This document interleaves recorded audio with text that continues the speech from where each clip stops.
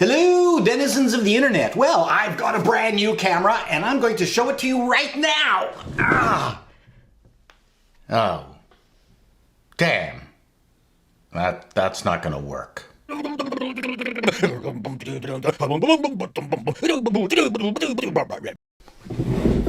Obviously, I'm not going to be able to shoot myself on the camera that's there. Maybe I can use this.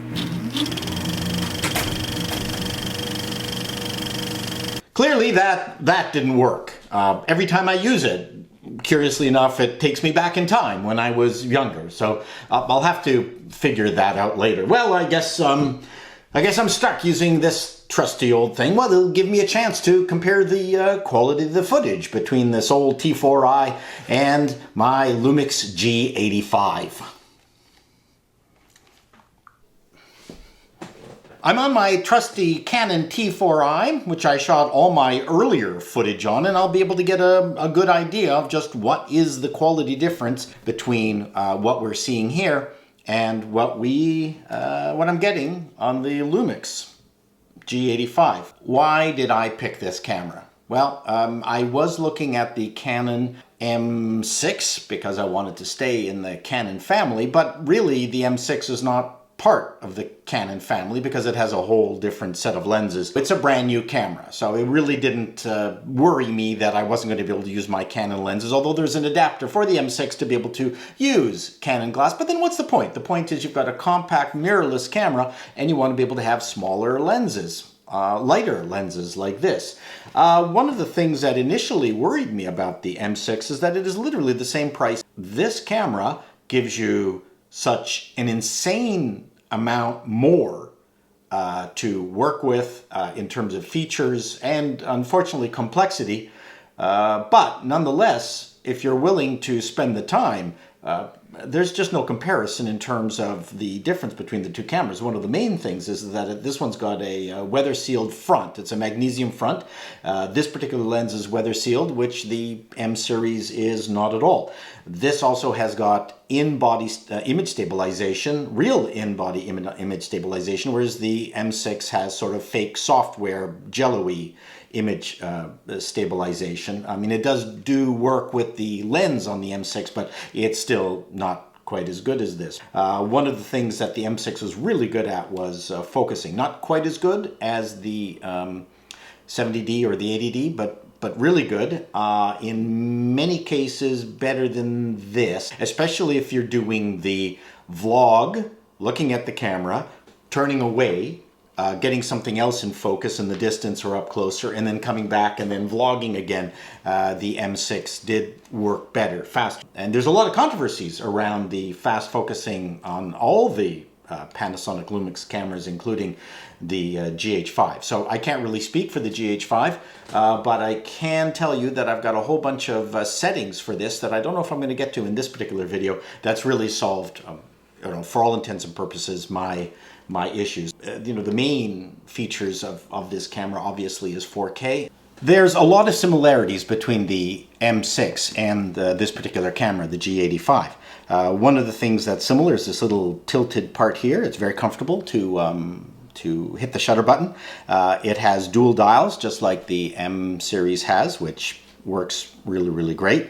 You can even customize the settings on the M series, same as the Lumix. To tell you the truth, when I was first struggling, and struggling I think is the right word because the volume of capabilities of this system is so overwhelming sometimes that it wasn't until I started storing the settings one at a time that I started figuring out just the best way to use this camera. The other thing that I really like about this camera is the EVF. So I've never used a camera with an electronic viewfinder before, and it was a little bit weird, and I'm still getting used to it, but the fact that you can keep your eye right on the EVF while you're shooting and see the sample of your shots come up right in the EVF, so you're not chimping, which is, shooting on the viewfinder and then looking at the LCD, shooting, viewing. You don't have to do that. Also, the thing is, I found that this camera was just way better built than the M6. The M6 has this really crappy, plasticky bottom plate, but you also have the advantage of having the entire Micro Four Thirds lens library out there that is from Panasonic, Olympus, and Leica, where the latest Canon, it comes with a crappier lens than what came with the M3. And I don't know what Canon was thinking. Obviously, they're cost cutting because that substandard lens that comes with the M6 also has a plastic lens mount. So overall, I just found this a real joy to use. Yes, it's a little bit heavier than the M6, but if you count up all the features and capabilities of this camera and the fact that it costs the same as the M6, well, it's a no-brainer. Okay, I promised I wasn't going to do it, but I'm going to do it anyway. I'm going to show you my secret settings for vlog focusing, autofocusing on the vlog. So the Lumix cameras are very controversial as it relates to autofocusing, but I've got settings that work extremely well for me. Now, first of all, right now, as you can see here, it says AF. If you can see it in the screen, oh, that's another little function there. You can get to stuff very fast with this. Bang, Wi-Fi. You want Wi-Fi? Bang, you can get it. So I'm just going to ignore those little menuing items there. But if I want to focus on this cup there, then I can hit autofocus. I don't have to use the ring on the camera. I can at the same time. What's really neat is that if I want to focus on that, I can also manual focus over there just by dragging that over, which is absolutely fantastic for sort of pull focus. One of the things that I love about the Lumix is that you get this volume control right on the screen, and it has a built-in limiter. So I can set my preamp to a little bit higher than what I set my Canon to and get great sound, knowing that I'm not going to get clipping. So that's a real comfort, because good sound is a very important part of having a good video experience. First of all, I've got it in manual mode. I'm going to take it out of manual mode and I'm going to flip it to AFS.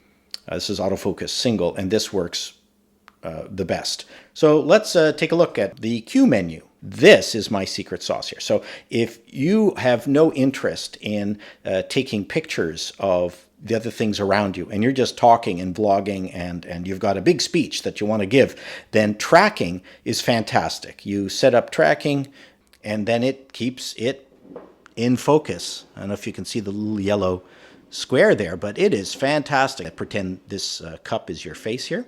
You know, go back and forth and get close to the camera and get far from the camera, and you don't get that Lumix delay. It is fast. So I'm going to go to the menu settings, exposure mode. Okay, so when I'm vlogging, yeah, I could do manual exposure mode and futz around with everything, but I really don't want to. So I've got it set to, you know, fully automatic, the aperture and the shutter.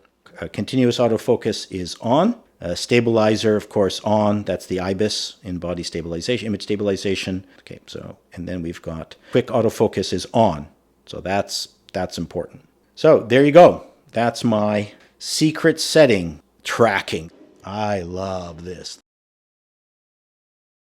Now we're in tracking mode. So I just set my custom menu, and bang, I can just walk out the door and start talking to the camera. So that's one of the nice things about this camera, is just how quickly you can get it up and running. I'm going to always be in focus no matter where I am in this picture. I need to stop squinting.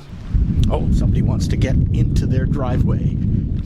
And so concludes another patented Peter Paul Chato vlog post. I don't know what I'm going to be doing next. I've got a whole bunch of videos already, half shot, 3/4 of the way shot, including something on men's underwear. Should be very exciting. So until next time, we'll see you whenever I see you. Bye.